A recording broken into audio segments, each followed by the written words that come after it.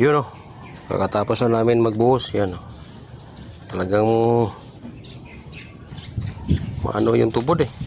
Oh, may tubig na agad. Yan sa gilid-gilid oh, may lumabas na tubig. Yan. Minuto lang. Wala na, puno na ng tubig.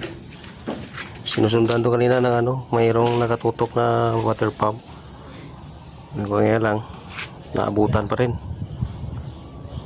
Malakas yung ano, tubod dyan sa gilid, palibot siya. Pero okay lang. Sa Lunes ito, titigas tong halo.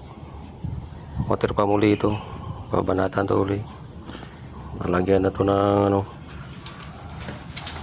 buhos na malakas ng ulan abutan ng ulan. Okay, uwi na kami, malakas na ulan para Lunes na to tatapusin. Importante na buhusan na.